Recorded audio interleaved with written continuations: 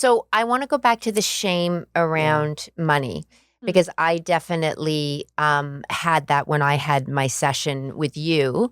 And there was a lot of, just sort of where I'm at in my life and at my age, and that, getting a bill from the government and not having the money. There was a lot of shame in that.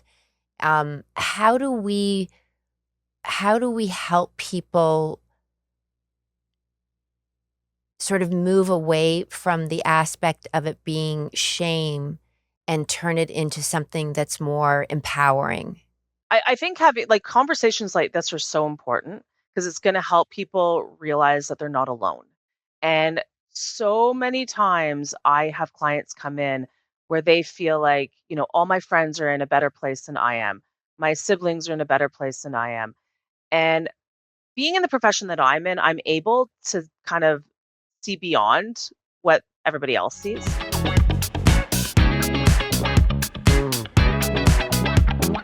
Hey everybody, it's great to be back. I'm MT and we're on the Helen Mt Podcast.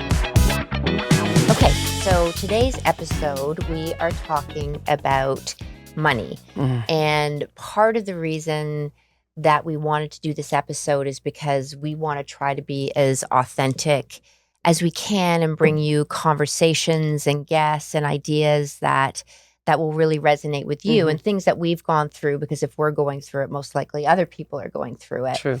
And for me personally, this year has been a really challenging year for me for money. And I've always had not a great relationship with money, if I'm being honest.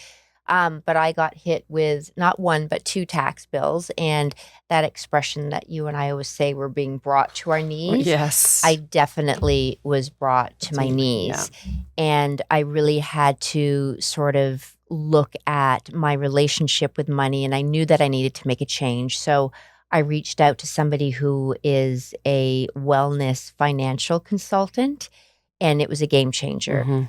She takes you through the process of your relationship with money, the messages that you got around money.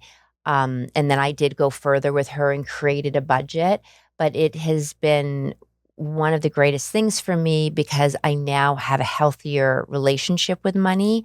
I'm also to save money, but also moving forward, I have an action plan of what I can do, not only to get out of this debt, but so that this doesn't happen again. And what you're saying is hits home for everyone. And we need to be able to be honest around this conversation and know that we all struggle. Well, and it's also, we don't realize money is it's a stressor. It affects our sleep. It affects our well-being. It affects our relationships, right? 100%. It is one, and I think they even say it's one of the biggest breakups in a marriage also is money, right? But you can't do anything without it. Well, you can. You can. Sorry, you're right. Yeah. But I mean, our life depends on it so much to maintain a home. Yeah. Your vehicles or food. Yeah. And then the shame around it, right? That's the biggest one. That's a huge one. And just being in, and as you know, with this episode, we'll talk about that more. But even that, I think when you share, I know for me sharing this with you, you were like, yeah, I get it. Me too. Right. And there is, again, the power in that Me Too moment of knowing that we're not alone. And I think you're the first one that I actually really spoke to about my difficulties. Oh, really? Yeah, because Aw. you go, I love you too. Yeah, well, because there's the shame. Yeah. Yeah, and that there was always an abundance, and then as life went on, it gets less and less. Yeah. So, well, especially now, right? You go grocery shopping, and I get four things, and it's $80. Right? So a bag of nuts, $20. Yeah. And and it's perfect for this conversation because today we are guests. We are so fortunate to have Jeri, and her last name is pronounced Bittorf. Yes. And Jeri is a wellness coordinator, and she's going to share with us where we get our first impressions around money. Key things, women and money, to help us break up our patterns that we have with spending money or saving and planning for the future, and as well as building a better relationship overall with money. And it's going to be a great conversation, one that's going to hit home. Yeah, definitely. Okay, so why don't we just take a quick word from our sponsor and then we'll get to the show.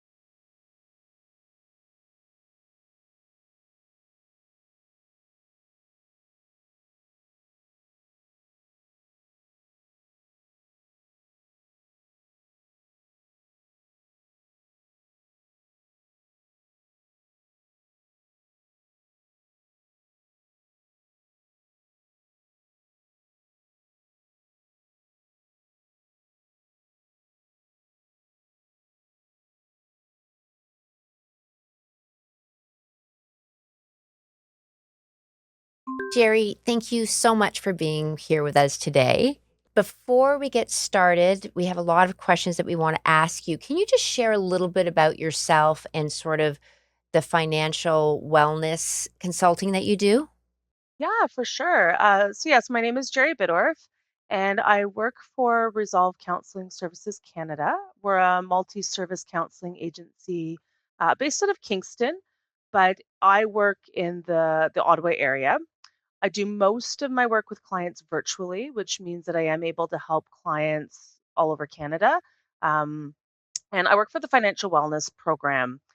Traditionally, it used to be called credit counseling. So we helped people navigate through financial crisis. But around 2020, we made a big shift into the financial wellness world.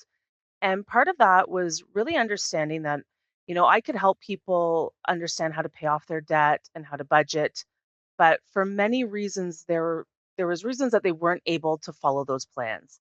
Even though they had, the greatest intentions to do it, they had a really good plan in place, but they would still call me, a month later, 5 years later, and maybe their debt has increased, maybe they were not ever able to save. And so I've been doing this profession since 2009. And so I was seeing that quite a bit. And so around 2020, we decided that we wanted to kind of shift our focus a little bit and really understand the root cause as to why people might be struggling to reach their financial goals. And so I did a lot of different courses and certificates to really understand that. And back before I got into this profession, I graduated from social services. So I was really excited to kind of use my education and build a program that can really help people understand, the reasons that they make the financial decisions that they do and help them put together, a plan and actionable items so that they could look beyond the numbers and really have a plan that kind of helps them as a whole person and not just numbers based. Mm. That's, yeah. Well, it's almost like the Band-Aid effect, right? Like if you just sort of deal with the debt, but if you don't get to sort of the root of why you're in debt and like the patterns, and I know from myself working with you also our relationship and the messages that we've gotten growing up around money. Exactly, exactly. It's so yeah, and that's like that's for all of us. I mean, there's so much that we learn kind of in the youngest ages from, 2 to 12 about what it was like growing up with money and what we viewed in our households. And so much of that kind of translates to now us as adults making our financial decisions. It's, yeah, it's very interesting how you mentioned that it's definitely stems from our childhood. And I always would say that I wish like my education from high school to university had courses on this, how to budget. And I remember just leaving university and all of a sudden I'm getting these calls for credit cards and insurance and say, sign me up. And what's, if you don't have parents to kind of sit down with you and guide you with this, Mhm. you get yourself in a hole right away. So I always thought of it as more of an educational flaw versus stemming from our childhood. Yes, yes. And that's so true. I know that when I went to school, I was probably around, I don't know, 19 or 20. I wasn't working. I was in college. And, the first week there was all these banks kind of lined up in the student association, handing out credit card applications. And so, of course, I took one. And then, next thing you know, I get a credit card and I'm using it for whatever I want. And my parents did, a good job trying to teach me about money, but there was some gaps because, to be honest, most of us grew up in a society where we were taught we don't really talk about money, and a lot of our parents also weren't taught it from their parents. So next thing you know, that summer I was getting like collection letters, and my dad's like, "What is going on?" And of course that happens. Like, I'm 19 years old with a credit card with no idea what this means or how I should be handling it. And I know that I'm not alone in that. I see a lot of students in the same situation. So, can we circle back to our relationship with money, like what we learned from our parents? Because it can Hmm. be Mhm. how they talk about money, but also subconsciously, like what we pick up from how they interact with money, or even seeing their stress or being frivolous with money. Can you just talk about how that impacts us? Yeah, for sure. And to back it up a little bit further, I just want to quickly touch on money in the brain and how we process financial decision making. And yeah, and it's really interesting because this can be thought of in pretty much all of our decisions. It doesn't have to be around just finances. And so I learned this in my money coaching training. And a real simple version or explanation would be, there's three different kind of processes thoughts go through in our brain before we make a decision. And so one of them would be instinctive, and that is the flight, fight, or freeze response. That's historically what kind of kept us alive and kept our ancestors alive.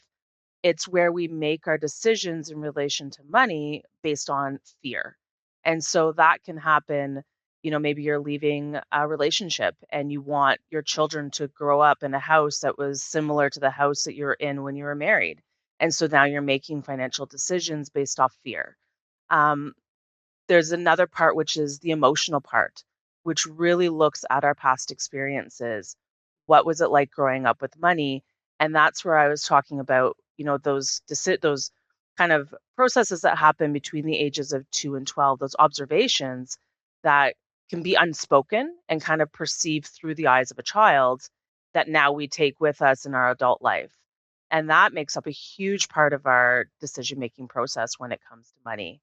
And then the last part is the thinking part of our brain, which only actually makes up a very small part of where we make our decisions from.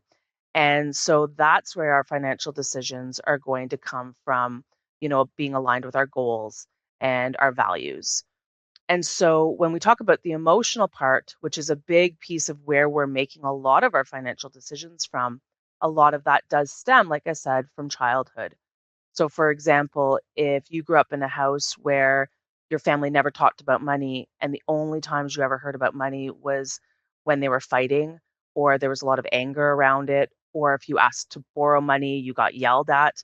Like, if that stuff happened to you growing up, or if that's what you saw, then it would make sense that as an adult, you might start to feel really guilty when you start to spend money. You might start to have fear when it comes to money or anxiety. And so even though you're making good money and you're doing well and you're successful, you might actually beat yourself up when you spend money on things that you might feel is frivolous or um, not a basic need. Another thing could be if you grew up in a family, maybe where there was a lot of scarcity and you might have grown up in poverty. You could go many different ways in that. I could see clients where all of a sudden they're adults making good money and now they feel the need to control everything. Like, I must control, I'm never going to be in that same situation that I was at growing up. I must be in charge of the money all the time. And that can cause conflict in your family, in your relationships, or you can go on the complete other spectrum of that and feel like, you know what, nothing I do is ever going to matter. It doesn't make a difference. Nothing will ever change. I'm just going to spend my money. Doesn't matter if I go into debt. It doesn't matter. I'm just, I'm never going to get ahead. So why bother trying? And so there's lots of different examples that I have about that, but those are kind of two big ones that I see a lot within my clients. So, Can I ask, so when you assess the situation with a client and put them in one of those checklists that you just mentioned, how long is the average time that you can actually work with them on those emotions versus until you actually help them to budget? So there's a few different ways that clients come through to me. I have different programs. So the money coaching program is the one where I am going to work with people on their past experiences, their emotions with money. And through that program, we don't actually talk about the numbers at all. We're looking at our past behaviors. So typically, those sessions, it's about 4 sessions. It can be longer. And that's going to start off the first session with what we call a money bio. So I'm going to send them a money bio. And basically, they're filling out their memories of what it was like growing up with money from the earliest ages, as young as 5, all the way up till now. That is a really comprehensive kind of journaling exercise for the clients to do. And I really encourage people to take their time to do it because not many of us look at our past through the lens of money. So it can take a long time to uncover some of those memories. But once they do that, they're going to send that to me and we're going to go through it and look at patterns and, different emotions and different triggers that might have happened.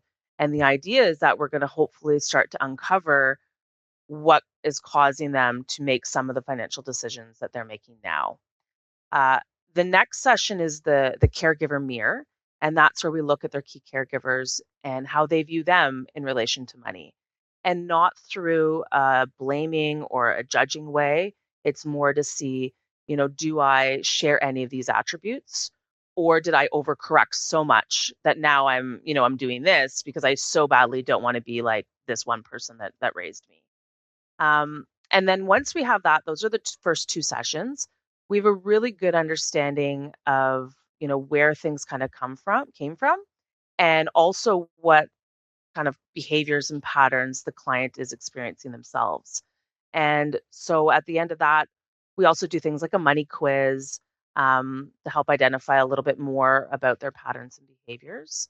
And then we look at some of their challenging behaviors and patterns that we talked about. And I have them pick 3 that they want to work on. And then we'll work together to put tools and strategies in place through the following sessions. After that, if people still want to do a budget, then we'll do budget coaching and we'll use some of those tools and strategies that we've kind of worked through so that now they can have a budget that falls in line with their values. They now have some clear goals that they want to work on. And then they also have some strategies they can use for those times that they're going to fall off the budget because it's going to happen. It happens to all of us. Mm-hmm. And do you find that going through this process, instead of just sort of tackling the budget, that going through this process, it's more of like a healing that people go through, that they realize, and maybe even like a forgiving of themselves and of their parents and the messaging that they got? Like it does, I know from doing it with you, it goes a lot deeper. And you have these like like I had these like, oh, like aha moments. Yeah. Right. And it is quite emotional. I think I cried quite a few times with you, but it is emotional, the stuff that comes up and the messaging that you got. And it's almost like it connects the dots. Did you find that you were able to, I don't know if save is the right word, or like save or reorganize your finances after you had those aha moments? Well, I think we'll get to that part of it. But no, like that was like I continued doing the budget part of you. But I think more of it was an understanding of my habits of money, what was the messaging, and then from there, realizing that we are more powerful. Yeah.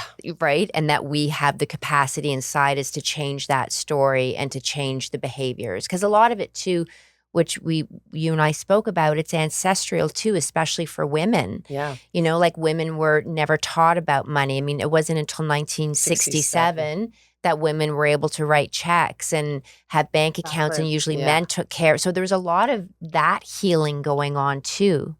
Well, yeah, because the women were provided with the money. They ran the house, didn't talk about it. And now we're in an era where women are just equal to men in the earning part of. Yeah. But I find, do you find that women still Jeri, do you find that women still, it's more of the men that take care of the finances? Like, do you feel that there's a shift or it's more equal, or do you still feel that it's more men that take care of the finances? It's interesting because for the clients that I work with, and maybe it's different if you were talking to, an investment banker or, somebody in a different sort of financial profession than myself. But for me, the most of the clients that I see are women. And when I do have men come in, because I still see men for sure, it's usually because the women in their lives have encouraged them to come in, which is so nice to see that women are starting to take a more, um, I don't know, more control over the finances. They're having a more equal part in it. But I would say I help more women than men. But also, I'm looking at it in a little bit of a social services view as well, which might be less intimidating for women to come in through that. I tend to think the men would come in more on the basis of their bravado, that they need to earn a certain number in income to provide for the family. When they don't meet that, you their insecurities come up. Mm. Like, that's how I see the difference between the men and women issues in finance and with money, but I could be wrong. Yeah, I do see some of that. So like it's not unheard of that I would have men come in who are, struggling with the household budget and not sharing it with their female partners. And, we'll have conversations with them about, maybe your wife or your partner needs to be brought in on this discussion. You don't need to shoulder all of the financial responsibility. If there's a big event that needs to be paid for, bring your partner in on that, and maybe you guys can work together for it instead of shouldering it all. Or if there's a lot of debt issues, sometimes men and women also, there's still so much secrecy in relationships when it comes to money. I can't really say which gender is worse than the other because unfortunately there's still so much secrecy. And so I So see a lot of why is clients with that? Why is Yeah. there so much? Is it shame? Is it like, what is it? What is the secrecy? I would feel shame would have a big part of that for sure. I also think it's, being taught that we don't talk about money. Like there's certain things that, we're always told we just do not talk about. And money is one of those things. Also, people are getting married later in life. So I know for myself, I didn't get married until my mid 30s. By that time, I already had an established career. I had savings. I had some debt. I had my own financial goals, and my husband had the same. And so trying to combine that in your mid 30s when you're kind of used to doing it for 15 years on your own is also a challenge. And then now all of a sudden you have somebody else that you need to bounce off the ideas off of and work with financially, and that can be really really hard for people. Also, people going into second marriages, that can be a real big challenge to try and discuss finances because we are all so different. We all come from many different backgrounds, um, and we internalize that differently, and so it can be really hard to kind of bring down those barriers and talk about it, I think so. especially when it Yeah, comes to debt. because you and I, we have two different situations here. You're first time marriage, and I'm second time around with a partner. So the way we discuss money is probably different than the way you discuss money, or it could be the same. So, and it comes with obstacles both ways. Mm, I remember reading the definitely. biggest thing that women keep from their husbands is all the cosmetic procedures and the beauty stuff that they do, which Yeah. like, it's expensive, all Yeah. that stuff. So I remember hearing that was one of the Yeah. biggest secrets that women keep from their partners. Yeah, I have a twin sister, and we used to always say that we can always just use each other. Oh, my sister gave it to me. My sister gave it to me. Versus admitting that we just bought it ourselves. Yeah. Yeah. Yeah. So I want to go back to the shame around money because I definitely had that when I had my session with you. And there was a lot of, just sort of where I'm at in my life and at my age, and that, getting a bill from the government and not having the money. There was a lot of shame in that. How do we help people sort of move away from the aspect of it being shame and turn it into something that's more empowering? I think having like conversations like this are so important because it's going to help people realize that they're not alone. And so many times I have clients come in where they feel like, all my friends are in a better place than I am. My siblings are in a better place than I am. And being in the profession that I'm in, I'm able to kind of see beyond what everybody else sees. I can look at a situation and understand, okay, well, maybe they have this. Maybe they worked really hard for it, but maybe there is some debt there or they got some financial supports. People don't always share all those little pieces of information that help them get to where they are. And by having that secrecy or feeling like you can't talk about it, all of a sudden now people feel like they're behind. And that is a really big uh, reason for shame, is feeling that you're alone and everybody else has the secret to this wealth that I just don't have.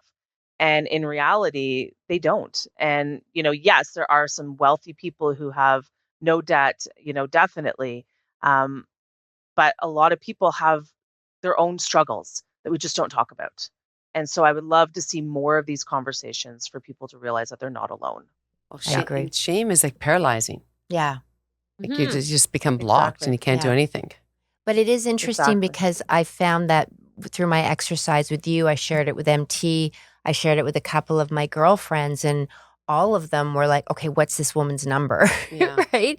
I haven't done it yet. Yeah, but it is. It's that I think it takes that one person to say, hey, I'm struggling, and you'll realize that a lot of other people are also. Yes. Like I know that probably in my late 20s, I didn't have kids yet. I wasn't married yet. And so a lot of my time was spent going out with my friends. We would go out for dinner, we would go to shows, we would do all sorts of fun things. And at that point, I was just starting off my career and I kind of did my first budget and I realized I can't afford to keep doing this. Like, there's no way that I can do this. I'm going to go into debt. And so I started being honest with my friends about it. And they then started being honest with me about it.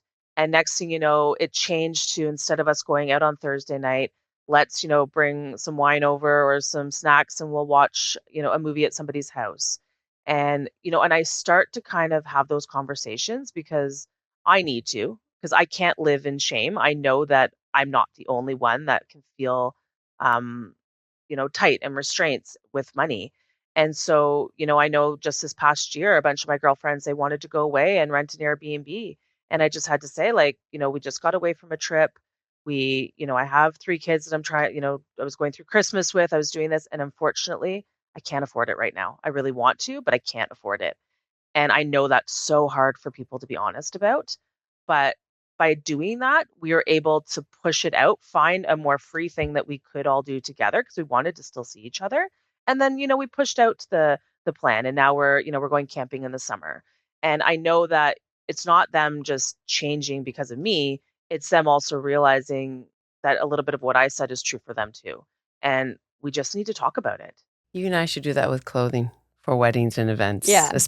Share them. Yeah. But something that where you said, and I had asked you about this when you say, I can't afford that, or I can't afford to go out. That was something that I was uncomfortable saying, and not because of a shame, but just energetically. I believe when you say, I can't afford what we're putting out there.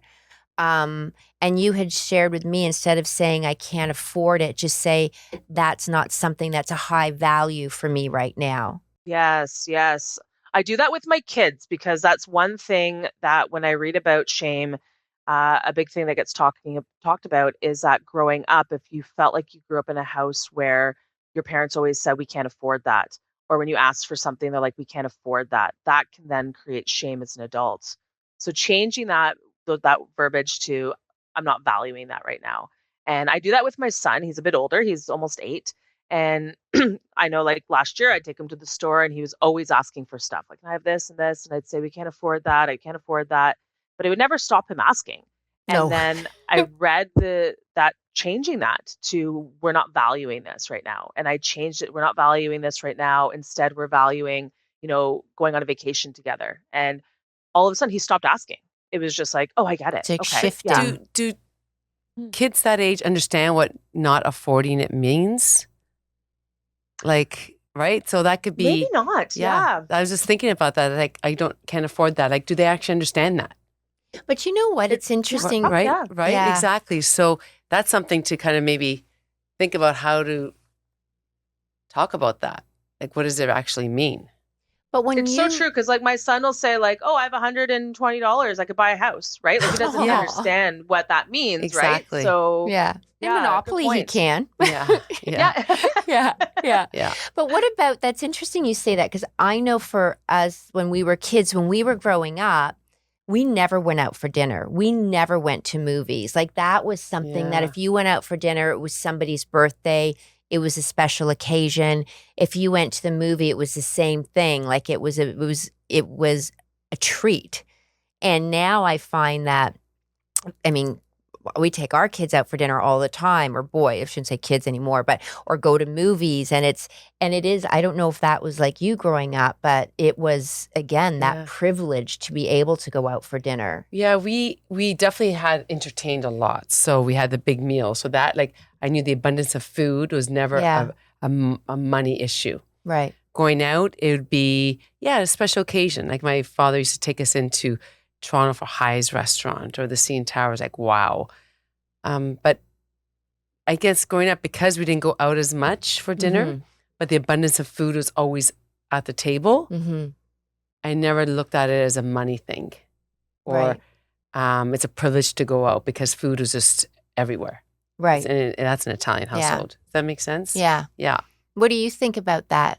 Yeah, it's interesting because growing up, not that we never, but we rarely went out for dinner, and we never really ever did fast food. So if we went out for dinner, it was a nice restaurant. You would get dressed up. It was kind of an event.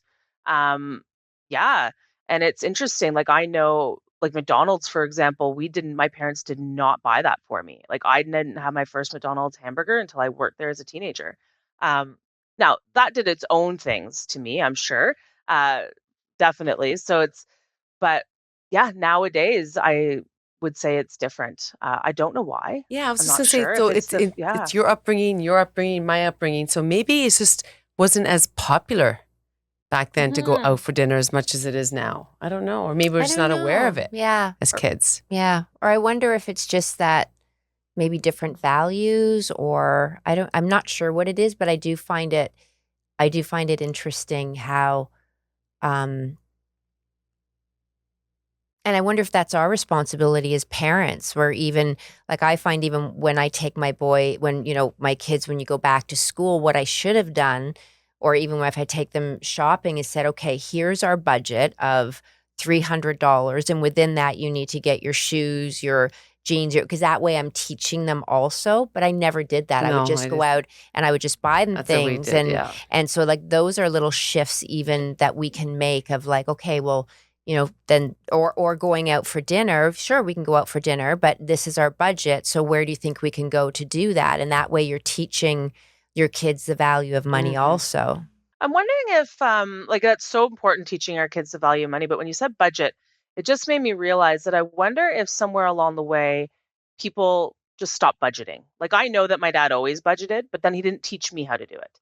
And if I didn't kind of fall into the profession that I'm in, I don't know if I ever would have learned, in all Yeah. honesty. But that's just why I wish educational systems taught us, Exactly. had courses on that. But budgeting for me, because we did the budget thing, budgeting for me was something that would make me cringe. Like when people, like my husband would say, we should create a budget. And there was this visceral, like, ugh, for me, like I don't know what it was. And then going through the exercise of doing the budget, it's quite emotional because, you write your categories and what you're spending and you see what you're spending. And then you sort of see, for me, like I thought, oh my gosh, I'm spending a lot more than I'm bringing in, but then also where we're putting our money. And I remember, because I can't remember if it was you or my husband said there's freedom in doing a budget and you'll feel good. And I remember at one point doing it and looking at my husband and going like, when is this going to feel good? Because this does not feel good right now. That just reminds me about the episode I watched of Friends and Neighbors last night. Yeah, it's the same thing as like money going out versus money coming in. Yeah. The off balance. Yeah. But what it does do when we do the budget, if you want to sort of talk a little bit about that, because there does become this freedom when we do create a budget. Exactly. And sometimes, and I think I might have mentioned that to you, is changing like a mantra of, saving is future spending. And so one thing when I hear from clients is that, a budget, they feel budgets are restrictive and that it's not fun. And I live in the moment and I don't want to plan for the future. And so hearing all of that, and then, but a really good budget allows you to do all of that. It allows you to live in the moment without going into debt. It allows you to save for the future so that you can buy the things or go on the vacations or do the things that you really want to do. It's just the word budget, I I was going to think. say, can we change the word budget to an awareness of what you spend? Yeah, Because that or like a spending plan or or just an awareness of spending. Yeah, because if I look at it that way, it's like, let's see where you spend your money. Then I'm more interested. Versus right. if I say, okay, you're going to budget, it's like the wall's up. Right. And then that brings me back to like, what was it like growing up for you to get the walls up with the word budget? Right. So why is it that the word budget brings such It's very feelings? patriarchal to me, the word budget. Right? Yeah, it's that word. I think, let's change it. Yeah. Yeah. That's fair. That's fair. I remember I have a twin sister, and my parents through university said, you're not going to work. You're going to volunteer all summer but we will give you a check every month. So that's our way of payment, but you need to volunteer 5 days a week. Mm-hmm. And I would just spend it.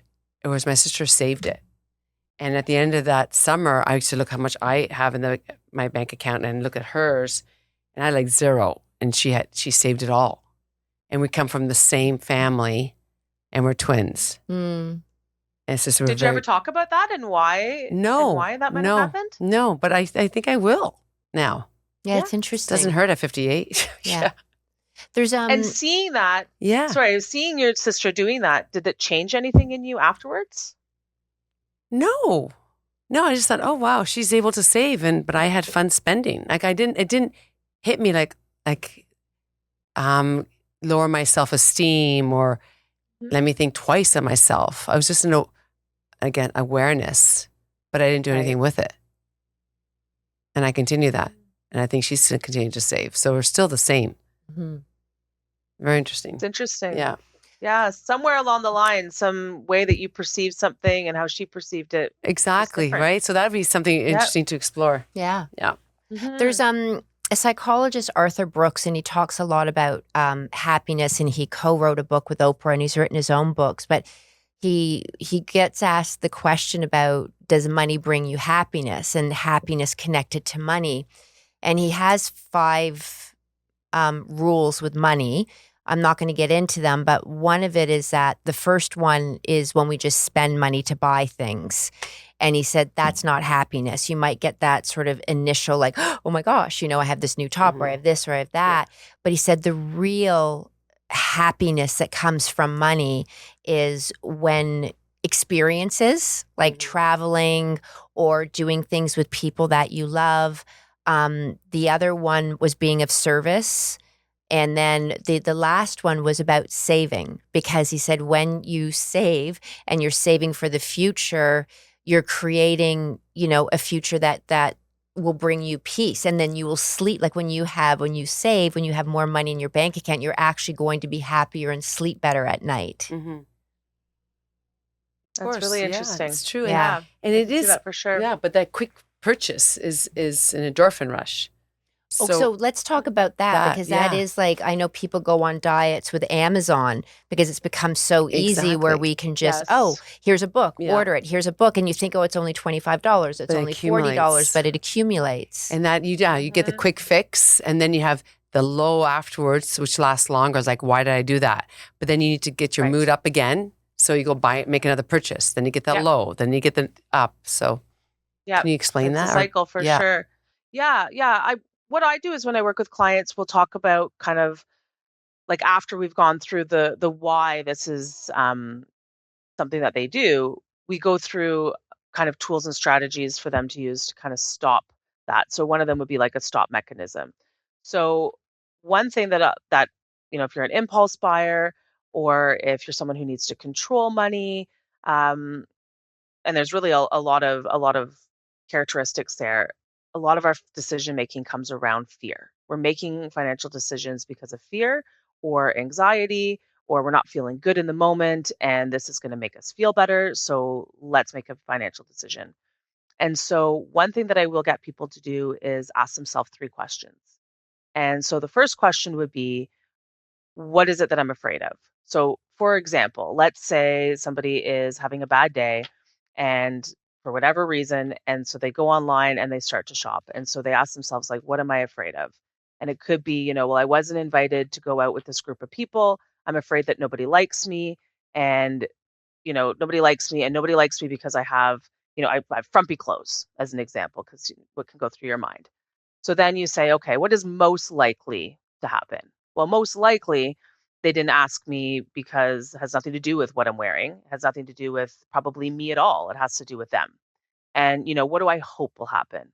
Well, I hope, that people are going to see me for who I am and that I'm actually a really great person to be around. And I hope that I can surround myself with people that really matter to me. And so the purpose of asking yourself these questions before making a financial decision is, one, you're able to remove it from the actual thing that you're buying, because most of the time it has nothing to do, unless it's a basic need, has nothing to do with that actual purchase.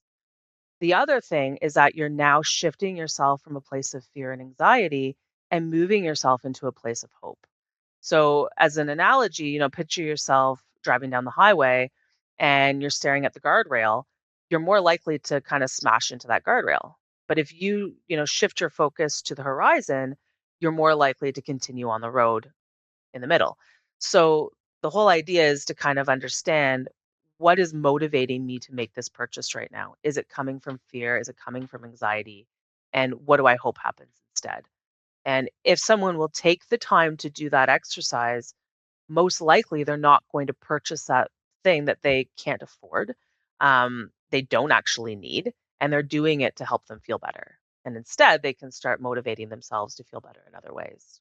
It's almost like FOMO too, right? And I Yeah. see it like I 100%. remember my boys when they were in school where all the kids had the fidget spinner and they had to get the fidget spin. It's like that fear of missing out, Mhm. right? Yes. Yeah. So, Jeri, can I Yes.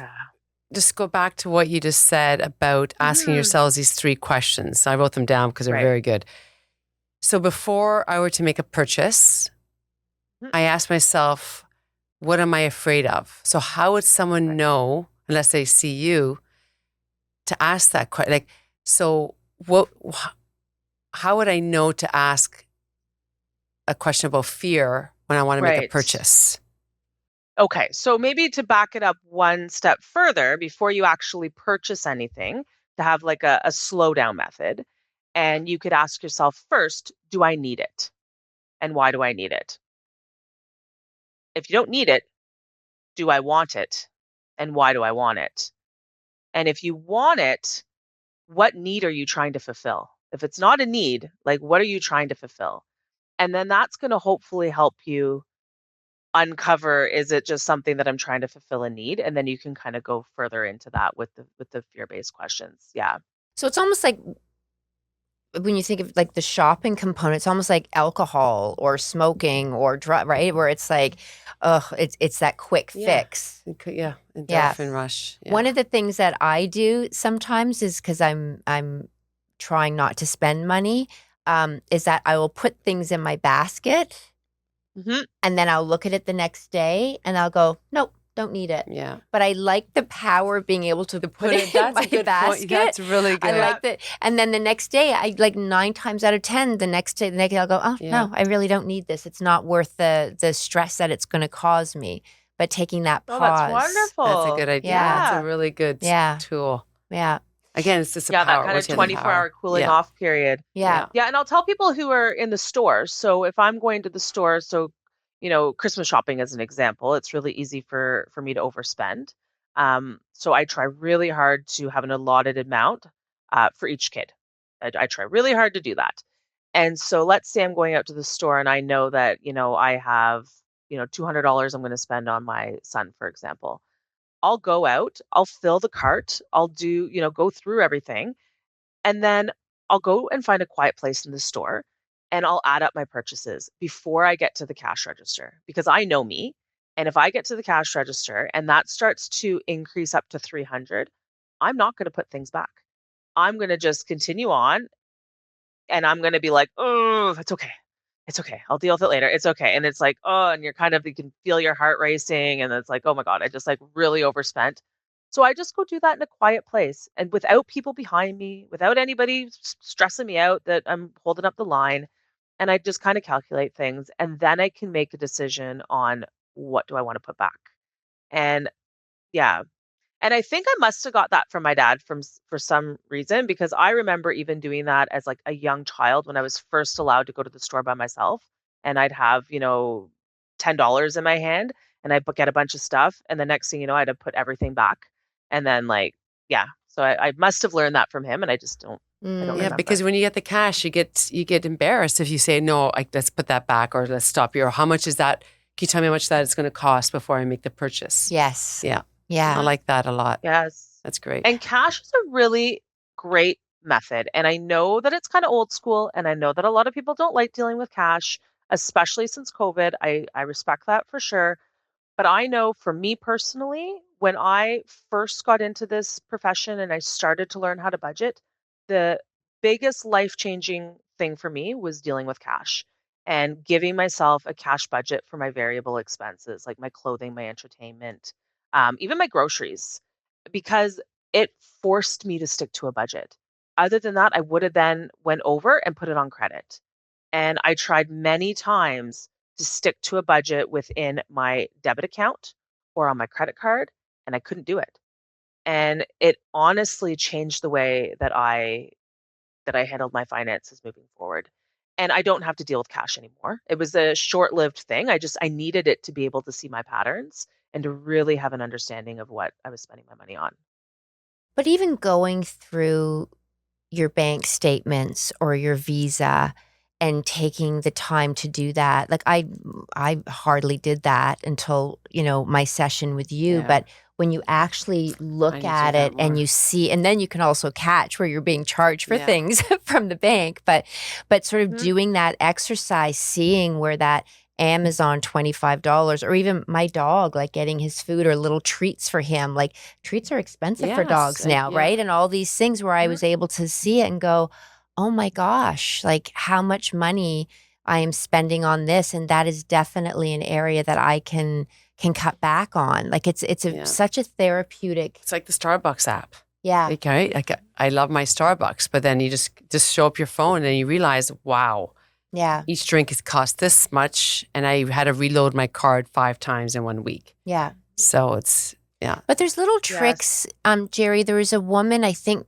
what was her name? Susan Arma. I can't remember her name, but she'd been on Oprah. She had short blonde Yeah, hair. blonde hair. Yeah. What Oh, was her? yeah, I know who you're Susan talking about. something. And she would talk Yeah. about how adding up your money, like you think like, oh, it's only, let's say $3 for a coffee at Starbucks. But if you're getting that every day, and some people do it twice a Mhm. day, or taking things to the dry cleaning. And so she said it's not about getting rid of, throw the baby out with the bathwater, but it's about, okay, so maybe you only do your Starbucks on a weekend, right? Yeah. And so there's little Yep. shifts that you can make. Exactly. Or buy- buying So that's called clothes the that lot. don't need to be Yeah. dry Yeah, or cleaned. buy those disposable cups or Yeah. portable cups so you can make your coffee at home and go. Yeah. Yeah. Exactly. And so that's called the latte factor. And there's like Oh, books written really? about that all over. And it's just basically how your small purchases add up over time. And when I do webinars and workshops with people, I usually get them to calculate their latte factor. Because yeah, if you're somebody that, likes to get a $5 coffee, 7 days a week, that is what's the math on that? Like, I don't know, like $160 a month, roughly. I work with numbers, but I'm not very good at math in my head. Oh my gosh, that's me. And Yeah. so when you look at that, it doesn't seem like a lot in the moment. Same with when you're somebody who likes to purchase your lunches on a regular basis. You do that 3 days a week at $10 each, that's $30 a week. You're looking at $120 a month. So if you do that plus coffee, that's you're spending over $300 a month on things. And another really good exercise I do with people is a values exercise. And you can Google values and it'll come up with hundreds of them. But I have it down to about 50 values. And I'll get my clients to go through and pick out, their top 10 values and put them in order. And then we'll go through their budget and we'll see if their spending falls in line with their values. And that can help them make some decisions that might have been, because I'll have clients who say, I like getting my coffee every day and I'm not changing that. Okay, like I'm not going to make you change that. But then we go through everything and we get to the end and we look at their values and they realize that they're valuing health and they're valuing all their other things. And it's like, oh, well, that doesn't really fall in line with that value. And now they're willing to look at it and maybe cut it back a couple of days a week. Absolutely. Because when you're eating out for lunch, like for me, if I even go out for dinner, you see a burger on the menu and a salad, I'm like, I'm going to go for that burger, which isn't the healthiest thing. So, yeah. Oh, wow. It's very. Exactly. But then on the other end, if it's really important to you, if you say to me, I don't have much, like that's what I look forward to is going out with my girlfriends once a week for dinner. And let's say you don't think you can afford it. If that's something that's so important to you and feeds your soul, let's find a way to make that happen. Let's put a plan in place so you can do that without feeling guilty about it afterwards. And that's where having a plan helps. Well, I look like that because I don't spend money on makeup. And so I think, okay, so I'm going to go put the money into a facial or get my hair colored. So I always kind of balance it out. Like if I don't spend money in this category, I will put it into this category. Mm-hmm. But then I kind of overspend because I feel like I'm not doing other things. But I think that awareness, like knowledge is power. Yeah. Right? So I think just having that awareness, and then like you said, you can make that decision, but at least it's like, it's not that impulse thing, right? Like you feel like you're more in control. Exactly. Yeah. I know that when I was getting my money coaching certification, I had to go through money coaching as well. And I felt like I've been doing this job for so long. I have a good plan in place. I didn't know if I would learn much. But one of the things that I learned through that is that I have a really hard time spending money on myself. I don't have a problem going out to eat with my friends, though. I don't have a problem buying myself things that cost $20 or $30. I have a problem buying myself good quality things. So I needed an example. I need a pair of winter boots. I would buy a cheap pair of winter boots that would never last me a season. And then I'd have to buy another pair. And my husband's like, why are you not buying like a good pair of winter boots? Just spend the $200. And I couldn't do it. I just couldn't. There was just something about it that I could not do. Yeah. And so the money coach I was working with suggested that I open up a separate savings account and just put a little bit of money each pay into it. And that money was going to be for me to treat myself with something that was high quality. And so I did that until I saved $200. And then I went out and I bought myself a pair of winter boots. And it's been like 3 years and I still have them. And they're still like my favorite winter boots out of all of the boots that I had. And so I do that now. So every pay, because that's another thing, facials. I would love to get a facial, but they're expensive. And I could do 5 facials at, $20 each. That's fine. But one facial at $100, and all of a sudden I'm like, oh no, I can't do that. And it's this weird mental block that I have. So, but you found the tools. Sorry to interrupt. But you found the tools to help that. Exactly. Yeah. Exactly. I think, and that's what you'll be great with is that you identify the block, and then okay, now this is what we can do for that. Yeah. And I think I kind of checked off every block that you mentioned.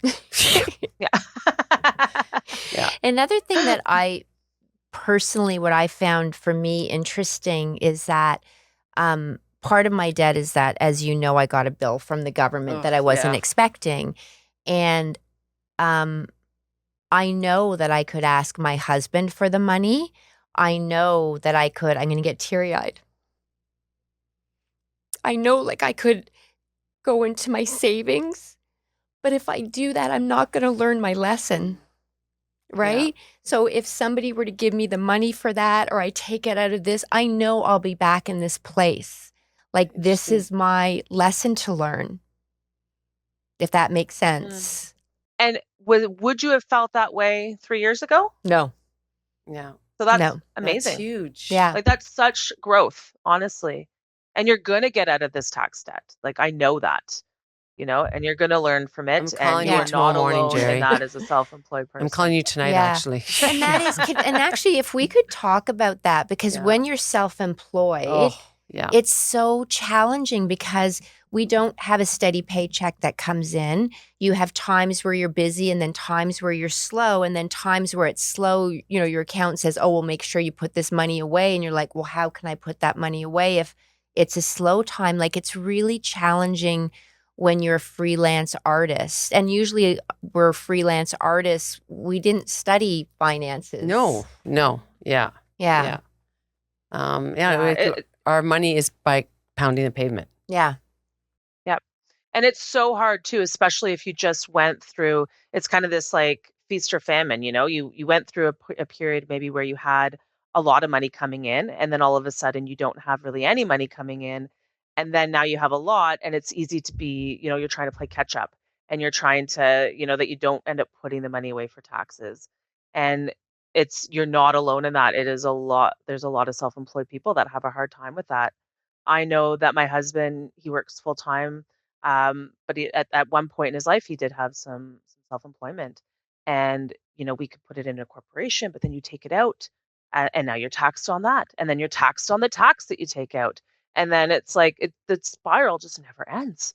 It's just this constant struggle that you're not alone in. Do you have any tips for sort of entrepreneurs or people that are, don't have that steady income coming in? Really putting down. So I worked with somebody recently where, we figured out what their basic needs are, what they need to have each month. And we figured that out. And then we figured out what their variables and their extra spending were going to be. And let's say, just for simplicity purposes, let's say it was $2,000 a month. They now know that that is the income that they can take out. If hopefully their employment provides them enough for that they can take out $2,000 a month income. Of that, they also know there's going to be a tax amount, which is so important that you work with a tax accountant to find out what your tax bracket is. If you're collecting HST, how much you need to put away for that. That is so important to have like the right professionals helping you. But then the goal would be, if you have a month that you make $6,000, you still only spend the $2,000. It's having that baseline, understanding what it is that you need to run your household, still have your fun, maybe your savings, all of that, and not going overboard, because many of us just don't have that plan in place. And then, like I said, we went months without any money, and now all of a sudden we have it. So we're spend. That's a key, stopping yourself. Yeah. So. And the tax bracket, you're right, because I assumed that my tax bracket, was 15% or whatever, but it was just, so it is like your tax bracket, and especially if you're in a relationship and what your partner's bringing in, and right. So that's really important, actually, that you understand what your tax bracket is. Yes. Yeah. Yeah. And and if you owe CRA money, honestly, like, you could qualify for hardship there, where you can get some of the interest and penalties removed. I think so many people, and maybe it's the shame part, they're afraid to call. And so I see this a lot with clients, not just with CRA, but with other debt as well, where I say, well, if you call them, they might actually reduce the interest. They might work out a payment plan. And people are so afraid to do that then they don't do anything. And then now all of a sudden they get collection calls, and they get maybe an angry collector. And you know what? Half the time, places like this are call centers. If you don't like who you spoke to, hang up and call back. You'll probably get somebody else. And, and maybe that person will be a little bit easier for you to connect with and talk to. That's smart. Thank you for being here. Thank you for sharing your time with us, but also a lot of great information. We're going to have your contact information in our show notes so that if anybody wants to reach out to you and work with you, I can personally say that you were a game changer for me. And so I thank you for that. And just if, the awareness of money and where we spend it is so, so important. So thank you for being here and sharing all this information with us. Thank you, Jeri. It was yeah. And brilliant. then to our listeners, if you enjoy this episode, please make sure that you share it with a friend. it just might be what they need, Yeah, especially this episode exactly. today. And don't forget to subscribe so you don't miss an episode. And until next time, take good care of yourself and take good care of each other. And it's never too late to save. And it's never too late to save.